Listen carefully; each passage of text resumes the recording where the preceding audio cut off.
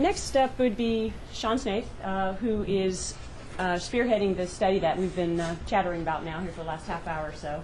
Sean's going to come on up and provide some further details of what the study's all about, and then also share with all of you some of the things he potentially needs from all of you as we go through these series of symposiums here over the next few months as well. So with that, Sean Snaith. Great. Thank you. Good morning. Well, the economy's slipped into recession, most certainly, and I think that makes the mission of what we've all gathered here to do today that much more urgent. The importance of diversifying the economy to continue to grow various sectors will allow us to endure not only the current downturn but future downturns. And I think that's one of the great things about being part of this clean tech initiative is it is the next big thing, I think, for Orlando. We've seen the wonderful things that have transpired with the biomedical cluster and the notion of partnerships. Just to reiterate what the mayor said, I speak all over the state and in different parts of the country, and people are singularly amazed at what's gone on here in Orlando and how the university and the county and the private sector have combined and catalyzed one another to lead to just really some amazing progress on the economic development front, which typically you might think of as glacial, a very slow-moving, decades in the making type process.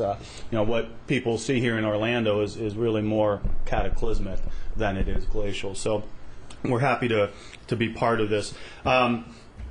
John's provided you with the disc. He said there was 800 links or documents. If anyone has a chance to go through those and happen to be looking for work, see me after. The clean tech study is basically a primer, a starting point, a benchmark document that all of us are going to collaborate on and produce, and it'll be something of a starting point to launch us into this economic development initiative.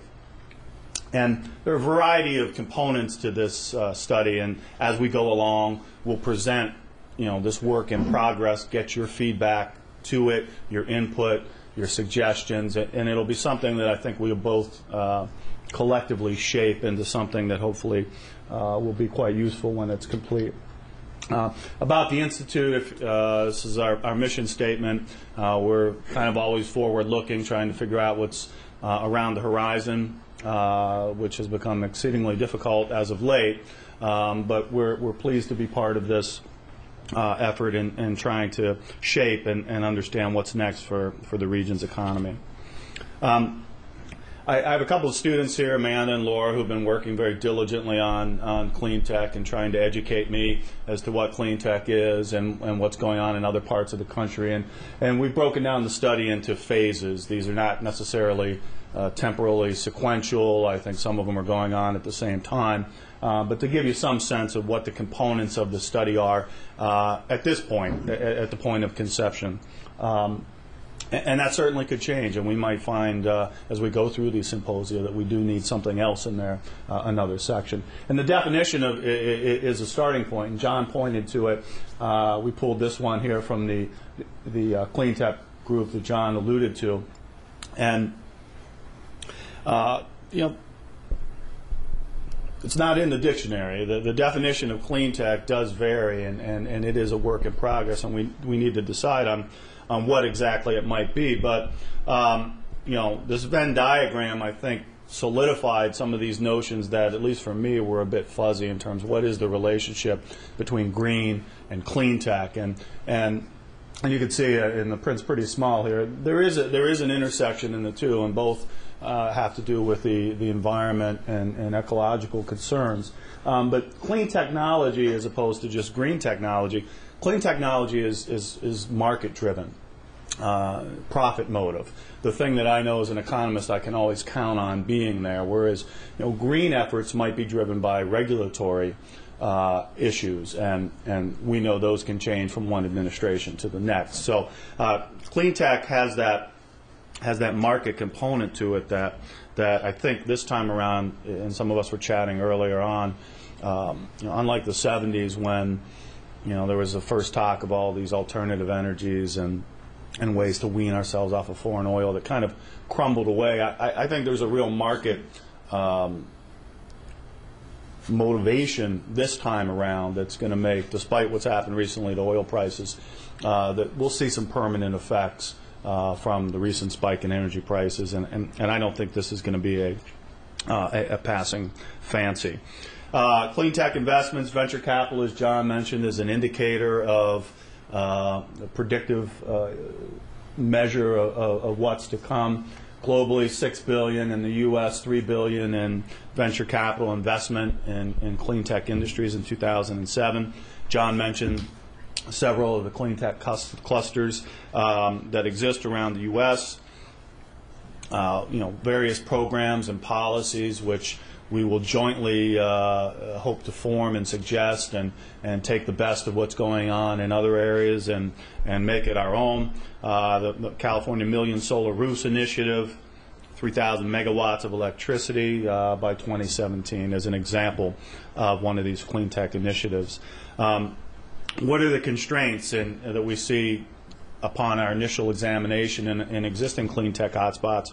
Well, one has to do with financing, and I guess that's probably not a constraint that's unique to the clean tech industry, but because of the nature of some of these technologies and the long time horizons that might need to be played out, there may be some unique needs here for clean tech when it comes to acquiring venture capital that might typically seek a more faster return on investment.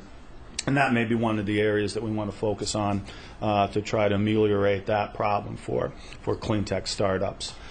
What are the clean tech jobs? What are the current ones? What are future occupations that will be created, hopefully, under this initiative? And as John said, it doesn't map very neatly to a list of industrial codes. So that's something we're going to have to work with and think about and come up with our own. And here's just an example of some clean tech jobs there. The guy picking up vegetable oil that's going to be converted into biodiesel, or a green building manager, whereas in the past a hammer and a ladder might be all that person needed. Well, they're going to have some more sophisticated skills in the future to handle the systems that might be involved in green buildings. Green collar jobs, this was a notion of maybe traditionally blue or white collar jobs, but that are tied in somehow to the clean tech industry, and the trucks that are driving around installing direct TV satellites now that you see everywhere in the future, we would expect to see similar type fleets, but they're installing solar panels on homes. In the study, we're going to kind of analyze the market, see what's here, figure out the companies that are involved in the clean tech industry, whether they're located here, basic companies that are exporting product and creating jobs, or if they're just working here from outside of our region and doing business and could be classified as non-basic.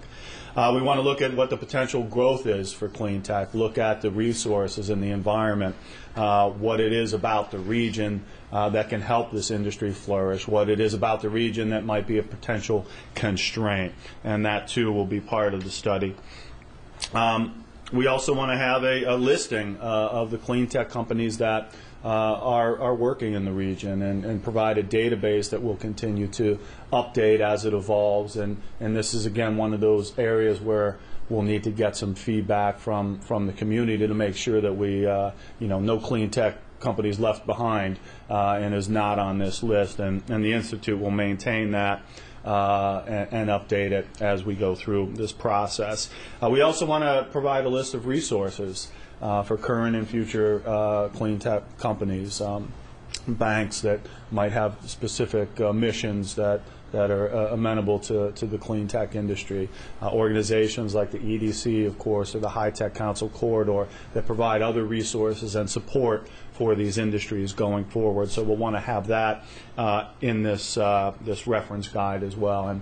And just in conclusion, we do look forward to working with the county as always, but also with you and the community in making this study something that's going to be a very valuable resource going forward. Thank you.